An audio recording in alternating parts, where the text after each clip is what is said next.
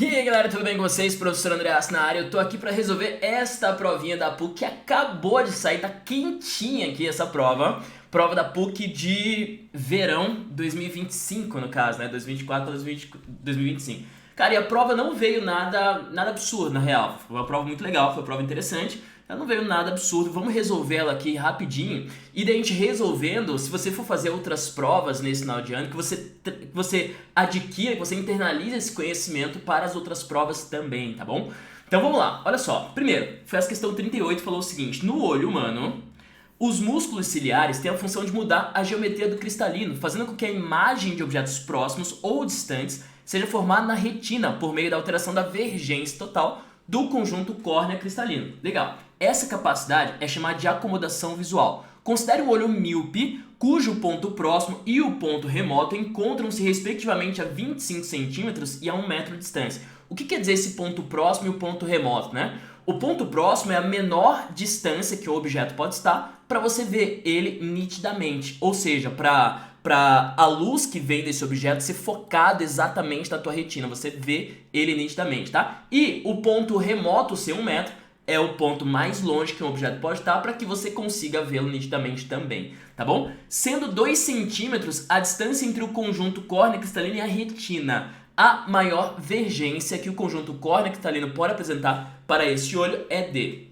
Ele quer saber a maior vergência. Ele falou que o foco, ele falou uma questão, né? Que o foco vai mudando porque os teus músculos ciliares mudam a geometria do cristalino, né? Então, ele quer saber a maior vergência. Gente, vergência é 1 sobre F. Só cuidado aqui, cuidado. Vergência é dada em dioptrias. E para vergência ser dada em dioptrias, o foco tem que ser em metros, tá? O foco tem que ser em metros. Então fica ligado nisso aqui que é super importante. Porque ele deu em centímetro aqui. Se você calcula em centímetro, daí ferrou. Daí você não consegue chegar na resposta, tá bom? Tá, beleza. Então ele quer saber a maior vergência. Se eu sei que vergência é 1 sobre F e 1 sobre F é igual a 1 sobre P mais 1 sobre P', aí sucesso. Acabou. A vergência, então, vai ser 1 sobre P mais 1 sobre P'. E o P' é a distância da imagem que tem que estar na tua retina, né? Então, a distância da imagem até a lente, que ele te deu aqui, é constante essa distância, é 2 centímetros. Então, esse P' não muda. O que vai mudar aqui é o P. Daí, você calcularia o P para um, calcularia o P para o outro e vê qual dá maior, sacou? A maior vergência. Vamos lá? Então, primeiro pro ponto próximo, ó. Ponto próximo. Vergência do ponto próximo vai ser 1 sobre P, que é a distância do objeto, é 25 centímetros, ó. Mas você não vai usar 25 centímetros, vai usar 0,25 metros, sacou? E o P'? O P' é 1 sobre, o P' é 2 centímetros, que você vai usar 0,02 metros, beleza? E daí se eu fizer essa conta aqui, não precisa fazer MMC não, tá? 1 divididos por 0,25 dá 4. E 1 divididos por 0,02 dá 50, ó. 50 mais 4, 54. Essa já é a resposta, sacou? Essa é a maior vergência que o olho dessa pessoa ela pode ter, no caso. Se eu for calcular do ponto remoto, você vai ver que vai dar menor. Ponto remoto. Vou calcular só por brincadeira. Vergência é igual a 1 sobre o P, que é 1 metro no caso, mais 1 sobre o P', que é o 0,02. Isso aqui dá 50, né? Isso aqui dá 1, dá 51 dioptrias. Então a vergência menor que o olho dessa pessoa pode ter é 51, a vergência maior é 54, ele que é a maior, então letra C é a resposta. Então tá certinha a questão, muito bonitinha, nada além assim. A única coisa que eu coloco de alerta para você é justamente que vergência tem que ser dada em dioptria, que é em metro, tá? O foco tem que ser em metro. Beleza? Tá, vamos pra próxima. A próxima também, ó, questão teórica muito legalzinha de se fazer e tranquila, tá? Porque, ó, ele fala o seguinte: partículas subatômicas com carga elétrica como prótons, elétrons e pósitrons podem ficar sujeitos a forças elétricas e ou magnéticas quando se movimentam em regiões onde existem campos elétricos e ou magnéticos. Considerando apenas a atuação dessas forças, analise as afirmativas a seguir. Tá, um elétron lançado com velocidade v numa região onde há somente um campo elétrico uniforme. Olha só, campo elétrico uniforme. Te pergunto, antes de continuar a ler, te pergunto, se eu colocar um elétron aqui, para onde que ele vai? Para onde que ele vai? Ele vai sentido contrário ao campo, certo? Porque vai aparecer uma força elétrica sempre sentido contrário ao campo. E daí ele fala assim, cujo sentido é o mesmo de V, ó.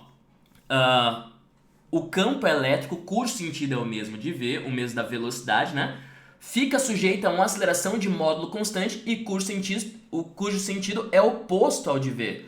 Perfeito, essa aqui tá perfeita. O que ele falou? De novo, ó, lendo direitinho, porque eu acabei explicando no meio, né? Daí ficou meio travado. Mas ó, vou falar de novo. Então eu tenho o campo elétrico, eu lancei um elétron com a velocidade v para cá. E ele fala, ó, o campo é no mesmo sentido da velocidade v. Legal, quando isso acontece, vai aparecer uma força elétrica e uma aceleração contrária à velocidade v, sentido contrário. Foi isso que ele falou. E tá certo, por quê? Porque a força que aparece nesse elétron é sentido contrário ao campo. Beleza? Então essa 1, perfeito. A 2, um próton é lançado com velocidade v numa região onde há somente um campo magnético uniforme, cujo sentido é o mesmo de v. Ai, pegadinha. Cujo sentido é o mesmo de v. Não sofre alteração em sua velocidade, já que a força magnética é nula. Gente, força magnética é Q vezes v vezes b vezes seno de θ. Esse θ é o ângulo entre o campo e a velocidade. Se eles tiverem mesmo sentido, que foi o que ele falou ali, o seno de θ é o seno de 0 grau. E seno de 0 é 0. Então não tem força magnética. Se eu pegar um campo assim, campo magnético, né, nesse caso, e pegar um próton e jogar aqui, não tem força magnética. Nem dá pra fazer a regra do dedo lá, né? Você tem que fazer o dedo assim. Não faz sentido, sacou? Então, a 2 está correta, força magnética vale 0. E a 3, um elétron lançado com velocidade v numa região onde há somente um campo magnético uniforme, cujo sentido é perpendicular. Ei, perpendicular fechou, que aqui dá seno de 90, seno de 90 vale 1. Esse é o maior seno que existe, seria a maior força que esse elétron sentiria. Descreve um movimento circular uniforme, fechou, cujo raio é inversamente proporcional ao módulo de B. Então, Hashire, me vê um kibe. Ai. Então tá certo, ó. R e B são inversamente proporcionais. Então estão todas corretas nessa 39 aí. Fechou? Então essa questão é a questão mais tranquilinha de se fazer. Eu sei que nenhuma questão é fácil. Em se tratando da PUC, que já vem com histórico extremamente de questões difíceis, né? Você fica com medo. E daí você olha uma questão dessa e fica, opa, deve ter alguma coisa aí, né? Mas não tinha não. Era uma questão mais normalzinha mesmo. Tá, outra questão legal demais, essa questão aqui. Não é fácil, uma questão que eu não achei fácil, porém é uma questão que dá pra fazer muito legal, assim, não é extremamente difícil, não é impossível como algumas questões que a PUC já trouxe, né? Ó, um bloco cúbico de massa m flutua com metade do seu volume submerso. Deixa eu falar uma coisa, metade do volume submerso quer dizer que se eu pegar a razão entre as densidades, ó, a densidade do objeto sobre a densidade do fluido, tem que dar 0,5, tá? Então, a razão entre as densidades, a densidade do objeto sobre a densidade do fluido, te dá a porcentagem do volume submerso. Tá? Essa razão te dá a porcentagem do volume submerso. Se ele falou que é 50%, tem 0,5. Então, essa razão vale 0,5, tá bom? Isso aí vai ser importante para daqui a pouco. Quando colocar na água, conforme mostra na figura, quando sujeito a uma força vertical F, o bloco fica em equilíbrio na água com todo o seu volume submerso. Tá, olha só. Essa força F aí impede o bloco de subir, tá? Então, aqui, empuxo igual peso.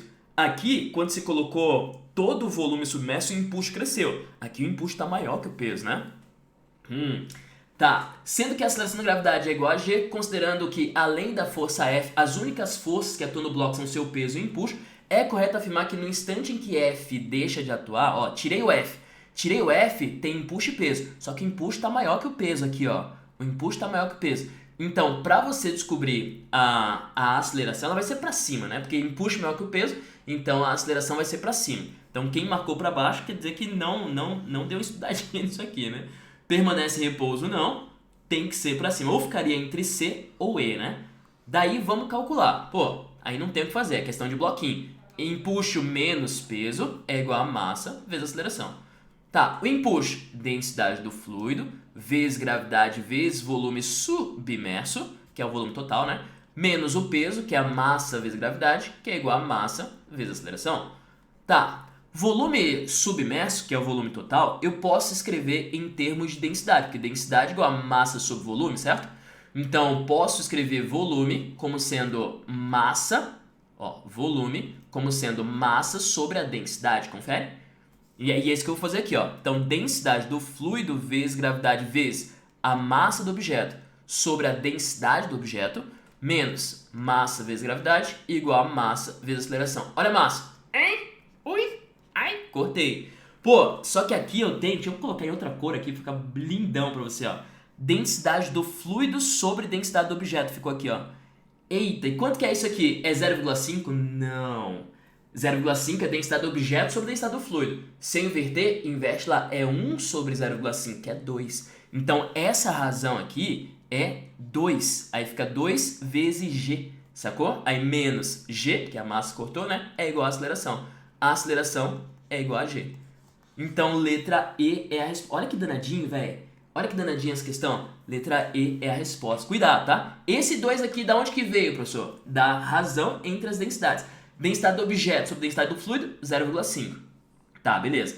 Agora, eu preciso do contrário, eu preciso do inverso. O inverso é 1 sobre 0,5 e 1 sobre 0,5, tipo, densidade do fluido sobre densidade do objeto, é 1 sobre 0,5, que dá 2, né? Dá 2. Então, só substituir ali. Tá bom? Então, questão muito danadinha essa aí. Questão muito bonitinha, mas danadinha.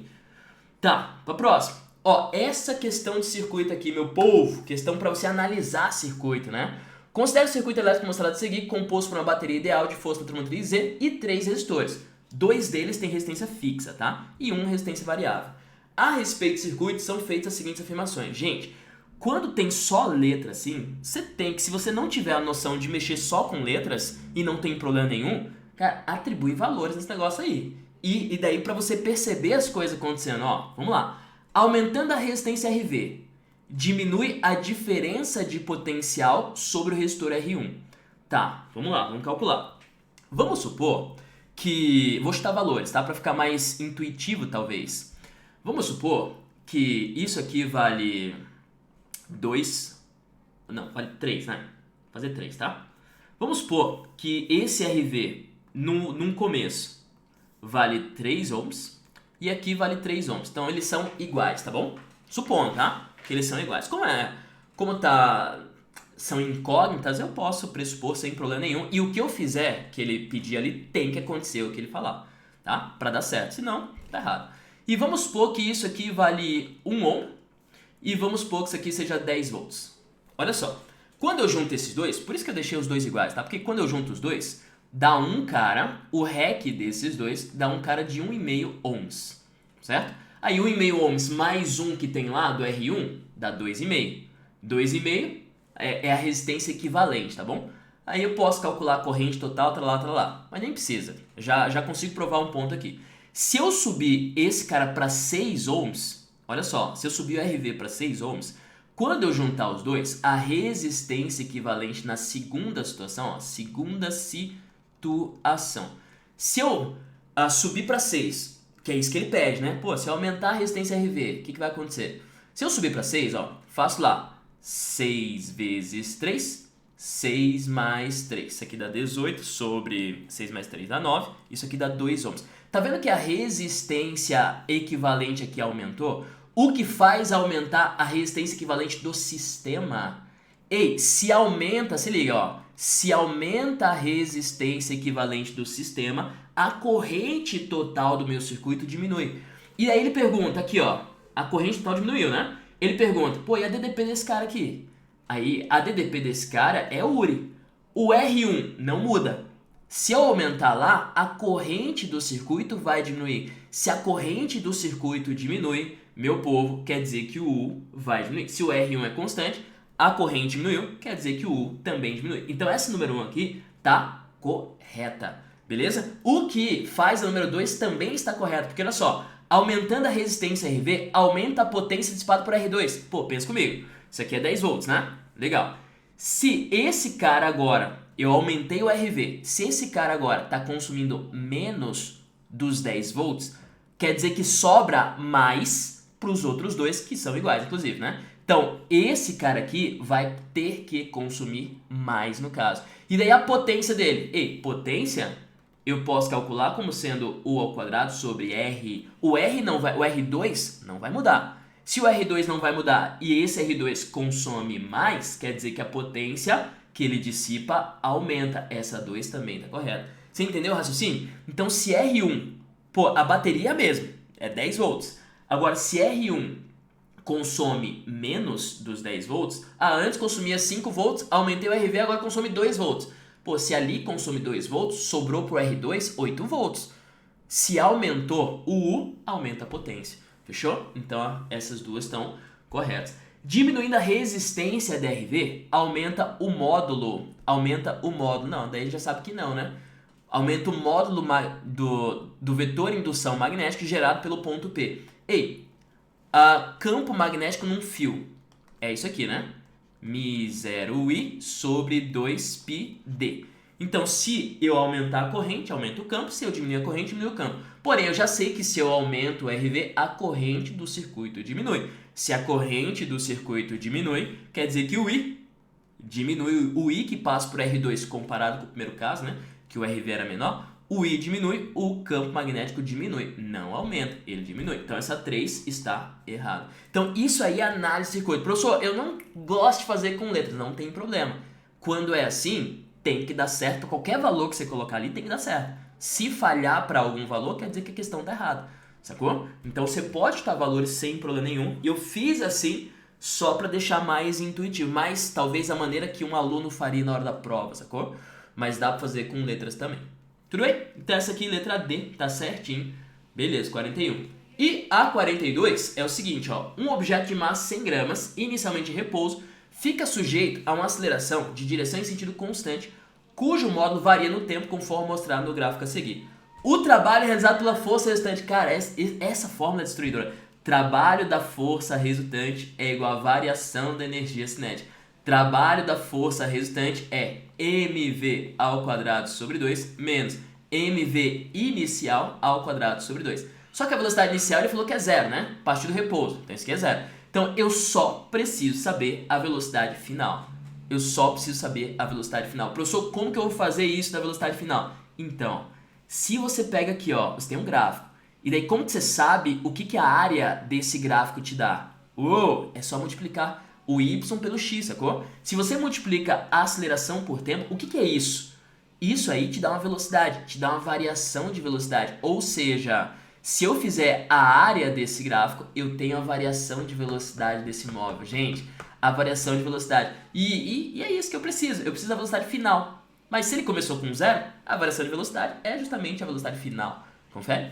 Então, ó, vou fazer a área. A área do gráfico, que é igual a variação de velocidade, vai ser base maior mais base menor vezes a altura sobre 2. Delta V, que é a variação de velocidade, é base maior, que é 15, mais base menor, que é 5, vezes a altura, que é 4, dividido por 2. 15 mais 5, 20. 20 sobre 2, 10. 10 vezes 4, 40. Então, delta V é igual a 40 metros por segundo. Ou, ele começou com 0, variou 40, velocidade final 40, certo? Então, trabalho da força resultante, jogando aqui, ó. Trabalho da força resultante vai ser a massa, cuidado, não use em gramas, use em quilogramas. Use em quilogramas, dá 0,1 vezes 40 ao quadrado sobre 2. E 40 ao quadrado, 1.600. 1.600 vezes 0,1, 160. 160 sobre 2, 80. 80 o quê? Joules. Tá aqui, letra E é a resposta à questão. Beleza? Então, tá aí, resolvido. Tem mais alguma? Acho que não, né? Foi, né? Então, as 5 questões aí da PUC. Uma prova muito interessante, muito diferente daquelas que vinham mais antigamente, né? São questões muito pancadas, tem que passar muito tempo resolvendo, não. E daí, ó, é aquele negócio, quem deixou física por último, provavelmente perdeu as 5 questões, né? Então, cuidado, gente, cuidado. Cada prova tem a sua estratégia, tá? Então, pense na estratégia antes de fazer a prova, por favor. Beleza? Precisando de alguma coisa, estou fazendo revisão para a Unioeste, estou fazendo revisão para somatórias, é só chamar para você entrar na revisão também. E também a turma de extensivo do ano que vem, se você conhecer alguém que precisa, espero que você não precise, né? Você que fez a prova, mas se você quiser, tá acontecendo Black Friday, muito legal aí também. Beleza? É isso, muito obrigadinho, até a próxima, tchau!